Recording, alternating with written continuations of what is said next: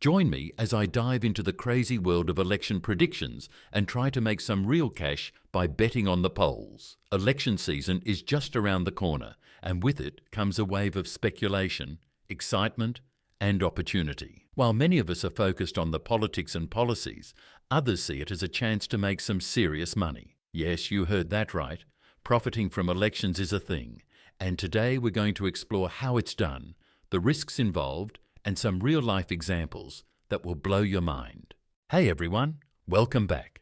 So, elections are right around the corner, and we all know what that means. Political drama, endless debates, and financial uncertainty. But don't stress. Today, we're diving into some financial tips to help you navigate the storm. Whether you're a seasoned investor or just wondering why stocks get jumpy every time a politician sneezes. All right, let's talk about what's happening. Every time election season rolls around, stocks and bonds react like they're watching a thriller. One candidate says something bold and the market dips, the other one fires back and it skyrockets. It's like the financial world's own soap opera, stocks versus bonds. Here's a quick refresher. Stocks and bonds work a bit like two people at a party. Stocks are that one friend who's a thrill seeker, going all in on every crazy idea. Bonds, on the other hand, are the friend who's cautious, sticks to the sidelines, and gives you steady support.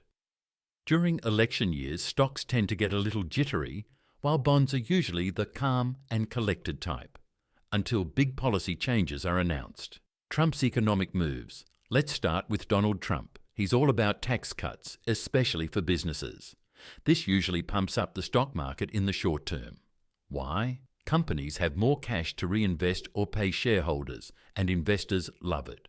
But tax cuts also mean bigger deficits, which can make things tricky down the road. So, if you're banking on Trump policies, it's a bit of a roller coaster, exciting in the moment, but maybe a bumpy landing later on. Kamala Harris and economic policies. Now, let's switch to Kamala Harris, who's been pushing for stronger support systems, more government investment in healthcare, and broader financial relief for lower and middle-income families.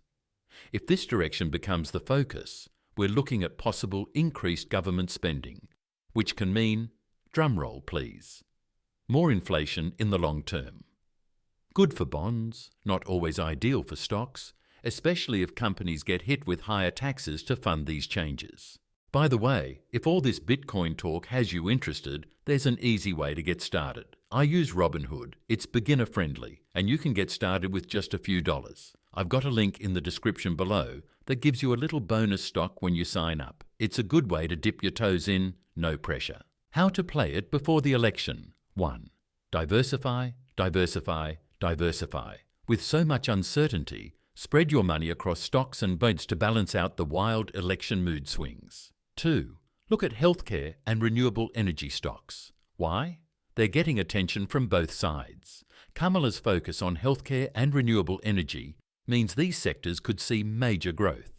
But Trump also likes energy, so you're covered either way. 3. Hold on to cash. Keep some liquid cash aside. Markets might be up and down, but having some cash ready for the dip can give you a chance to buy low and, fingers crossed, sell high. How to play it after the election. 1. Stay in bonds if things get volatile. If the election results stir up uncertainty, which let's be honest is pretty likely, bonds are your best buddy. They're a safe haven, while stocks might be acting like a wild child at a carnival. 2. Look for infrastructure stocks. Both Trump and Kamala have hinted at big infrastructure plans, so companies involved in construction, transportation, and green tech could see a bump. Think of it as betting on the big machines that build America. 3. Consider inflation-protected investments. If spending ramps up, inflation might too. So things like TIPS, Treasury inflation-protected securities, can help guard your money's value if prices go up.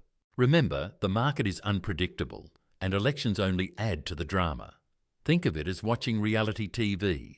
You don't know who's going to win, but you do know it's going to be entertaining. And in the world of investing, patience is key. The election might stir things up, but sticking to a smart, diversified plan will keep your finances safe for the long haul. So, take a deep breath, stay informed, and if all else fails, just remember, whoever wins, there's always another season or election coming soon. That's it for today's video. If you found these tips helpful, give it a like, subscribe, and let me know in the comments how you're planning to handle your investments this election season. Until next time, happy and smart investing.